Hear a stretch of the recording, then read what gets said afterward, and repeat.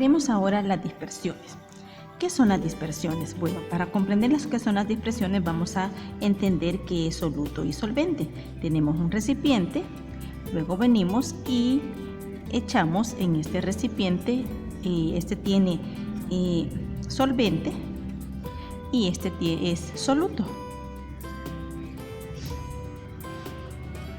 Entonces tenemos que lo que mezclamos con otras sustancias se llama soluto y en donde lo echamos se llama solvente. También este que está acá se llama disolvente porque disuelve. Vamos a colocar disolvente. Entonces, para hacer una mezcla necesitamos soluto y solvente. Entonces tenemos lo que es el concepto de solución. Solución no es cuando te dan una solución a un problema, ¿verdad? No, solución en este caso en química es una mezcla homogénea de una sustancia disuelta llamada soluto en un medio en el que se dispersa llamado disolvente, que sería todo esto. Ahí tenemos el concepto de solución. Este proceso se establece a nivel microscópico. Por ejemplo, si se disuelve azúcar en agua, las moléculas quedan íntimamente mezcladas y no puedes como observar dónde está el azúcar y cuál es directamente agua. Entonces, en este caso hablamos de un sistema disperso. ¿Qué es un sistema disperso? Es cuando se produce una mezcla, o sea que un sistema disperso es cuando tú estás haciendo la mezcla. En ese sistema disperso, en donde una sustancia, ya sea líquida, sólida, líquida o gaseosa, que se llama la fase dispersa, se mezcla en la disolución o la disolvemos en otra, o sea sólida, líquida o gaseosa, que es la fase dispersora. A esta fase dispersa es la que le llamamos soluto. Y aquí le he puesto soluto. Y la fase dispersora es la que llamamos solvente. Entonces ya tenemos soluto y tenemos la fase dispersora, que sería solvente. Bien, pero cuando se hace todo este proceso y una mezcla homogénea, puede producirse las dispersiones. Veamos entonces qué son las dispersiones. Bien, para comprender las dispersiones, veamos la siguiente ilustración. Tenemos el soluto y el solvente. Cuando introducimos el soluto en el solvente, por ejemplo, el agua, si este es agua y este es azúcar, y lo mezclamos bien, hacemos una mezcla, no logras ver lo que son las partículas del azúcar y el agua, o sea, no logras distinguirlas cuál es azúcar y cuál es agua. Entonces a esa parte se le llama dispersión.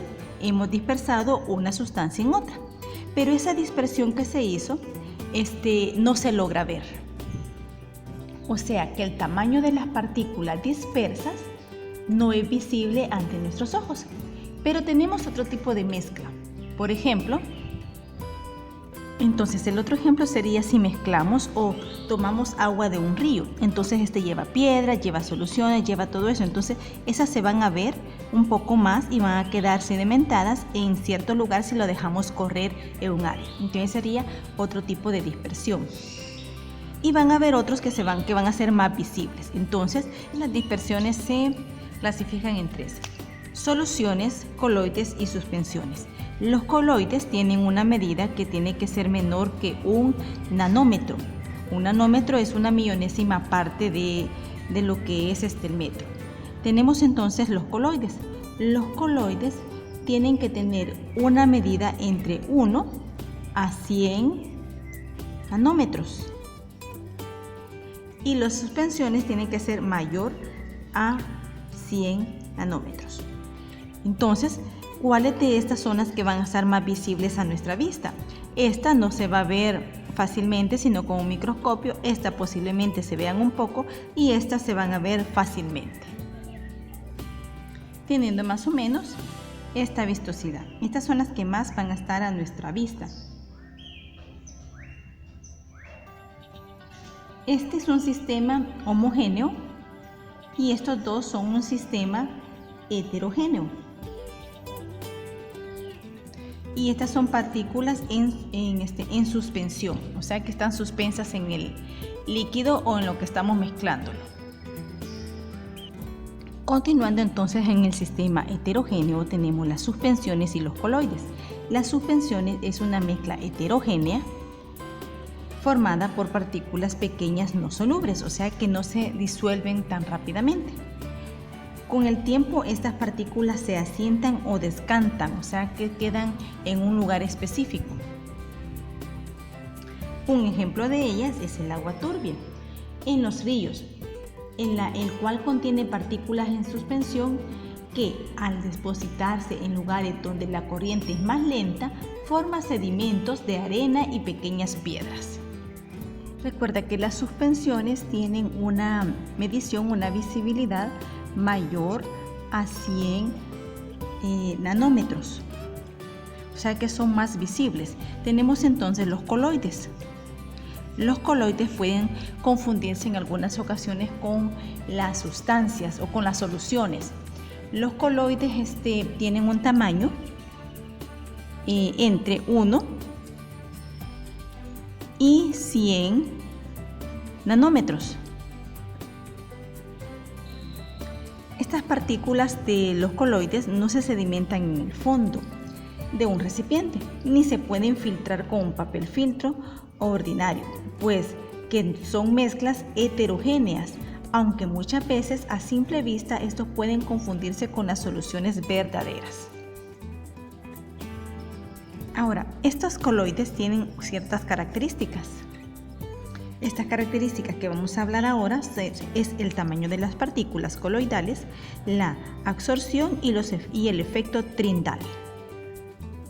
Tenemos entonces el tamaño de las partículas. Poseen un diámetro entre una variación de 5 a 1000 nanómetros. La absorción es cuando absorben ellas. Son excelentes materiales absorbentes que se relacionan gracias al área masa, que esta es muy grande. Y el movimiento browniano, que consiste en el movimiento aleatorio de las partículas, es decir, que no sabemos hacia dónde van a moverse, si se mueven a chocar con otras, entonces eso no lo sabemos. Este movimiento, por ejemplo, una partícula de polvo colisiona con partículas de menor tamaño, las cuales se mueven de forma aleatoria. Entonces, estas serían las tres características que poseen los coloides. Tenemos entonces algunos ejemplos de coloides: la solución de almidón y jaleas, la emulsión, que son como mayonesa o leche, y otros. Las espumas salinas, que es la espuma de polietileno piedra pómez, son ejemplos de espumas salinas. Gel, que podemos tener lo que es la gelatina o la mantequilla. Tenemos las espumas, que es como la espuma del jabón, crema batida y otros. Tenemos los aerosol líquidos, como la niebla o los sprays. Y tenemos el aerosol sólido, que es como el humo o el polvo. Entonces, estos son algunos ejemplos de coloides. Ahora hablaremos un poco sobre las soluciones. Las soluciones son mezclas de dos o más sustancias de aspecto uniforme, con partículas dispersas de tamaño inferior a 1 nanómetro, por lo que son invisibles para el ojo humano. O sea que en las soluciones no vamos a ver las partículas disueltas como los coloides. Lo que son las soluciones se usa el término de solución verdaderas para no confundirlas con los coloides. Las componentes de las soluciones son el soluto y el solvente. Estos dos son dos sustancias o dos sólidos, ahí va a depender de lo que estemos trabajando, los cuales no se podrán descomponer o separar fácilmente. Para separarlos, hacemos lo siguiente: si queremos separarlos, se podrá por destilación, cristalización y por cromatografía. Bien, si hablamos sobre lo que es el soluto es el componente que se encuentra en menor cantidad y es el que se disuelve. Puede ser un sólido, líquido o un gas. O sea que si tienes dos mezclas o dos líquidos, el que tiene menos cantidad y se mezcla con el otro que tiene mayor cantidad, a este se le llama soluto. Al que se mezcla con menor cantidad, con el otro que sería el solvente. El solvente va a ser el de mayor cantidad. Entonces vamos a leer lo que es solvente. El solvente es el componente que se encuentra en mayor cantidad y es el medio que disuelve al soluto. El solvente más común es el agua, pero puede ser un gas, un líquido o un sólido. O sea que este que tenía menor cantidad se mezcla acá, ese sería el solvente. Y este el soluto. Cuando estos dos se mezclan, es lo que formamos una solución. En las soluciones verdaderas, las partículas de los solutos no sedimentan, tampoco pueden ser separadas del solvente por filtración y no consiguen dispersar la luz, ni siquiera pueden ser vistas con ayuda del instrumento ópticos como el microscopio. O sea que si una solución es verdadera, posee esas características que te acabo de decir. Para continuar tenemos los tipos de soluciones. Hay tres tipos de soluciones. Tenemos los sólidos, los líquidos y los gaseosos. En las soluciones sólidas tenemos como ejemplo aleaciones como el bronce, que es una mezcla de cobre y estaño. Tenemos como el oro de 18 quilates, que es oro, plata y cobre. Y tenemos el lactón, que es cobre y zinc. Y otros elementos, ¿verdad? Tenemos los tipos de soluciones que es las líquidas. Las soluciones líquidas podemos decir, por ejemplo, el azúcar en el agua. Es una solución y es líquida. Tenemos otra solución líquida como el oxígeno disuelto en agua. También en el alcohol. Tenemos el peróxido de hidrógeno y el dióxido de carbono disuelto en agua. Y la otra solución es las gaseosas.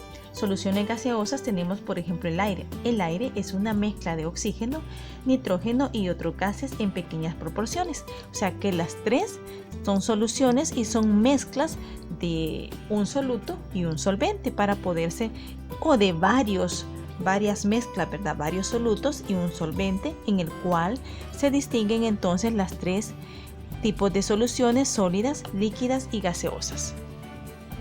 Tenemos ahora que a las soluciones también se le llaman disoluciones. Las soluciones o disoluciones se clasifican según su concentración.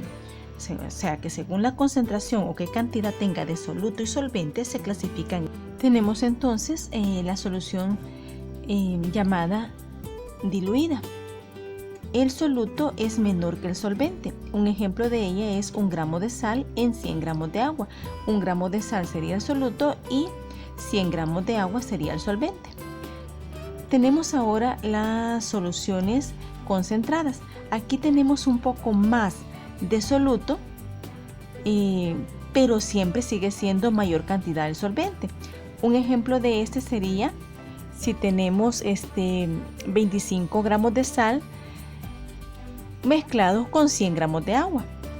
25 gramos de sal con 100 gramos de agua. Vamos a poner gramos de agua.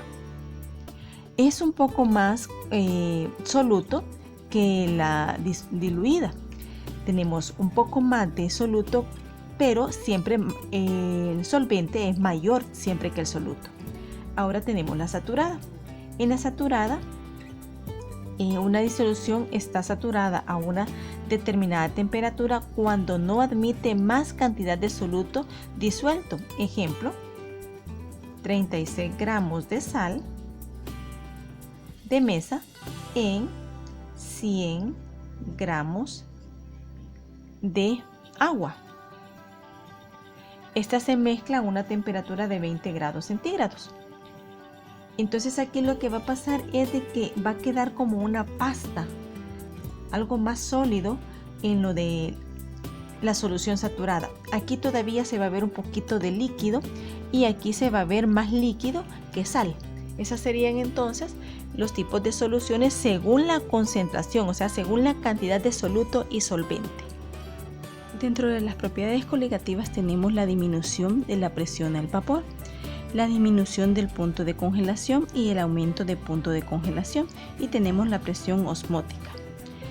Lo que es la disminución en la presión del vapor, estamos hablando que es cuando se tiene un solvente puro en estado líquido a temperatura ambiente. Cierta cantidad de solvente pasa a la fase de vapor y las moléculas de esta fase regresan a la fase líquida. ejerciendo una presión hasta alcanzar el equilibrio. A esta presión se le llama presión de vapor, la cual disminuye cuando se le añade un soluto no volátil. Cuando se dice soluto no volátil se refiere a que este soluto no se va a evaporar aunque se aumenta la temperatura. Esta disminución de la presión de vapor sucede porque el soluto interacciona con el solvente en la fase líquida, evitando que éste pase a la fase de vapor. Por lo tanto, esta propiedad depende de la concentración. Tenemos también la disminución del punto de congelación. Esta propiedad también depende de la concentración. Por tanto, la solución solidifica a una menor temperatura que la temperatura a la que habitualmente congela el solvente puro. Un ejemplo es el agua pura congelada a 0 grados centígrados, pero el agua salada congelada se congela alrededor de los 2 grados centígrados. Por lo tanto, depende también de la concentración. Tenemos el aumento de punto de ebullición. El aumento del punto de ebullición. La temperatura de ebullición de un líquido es aquella en la cual la presión de vapor iguala a la atmósfera.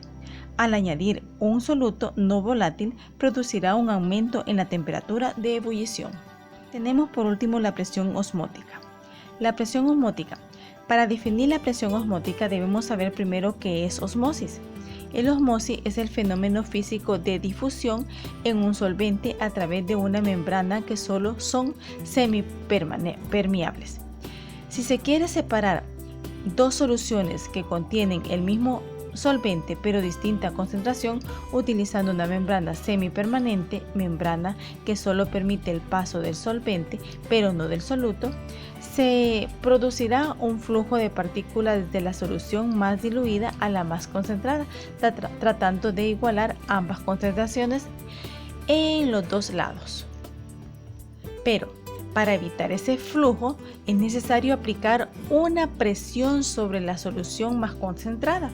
Esta presión es la osmótica, que se define como la tendencia de diluir una solución separada del solvente puro por una membrana semipermanente. La presión osmótica es la propiedad coligativa más importante por su aplicación biológicas. Bien, con esto espero que te quede un poco más claro la guía de ciencias, para que te apoyes a las preguntas que te da en esta guía y les puedas dar solución.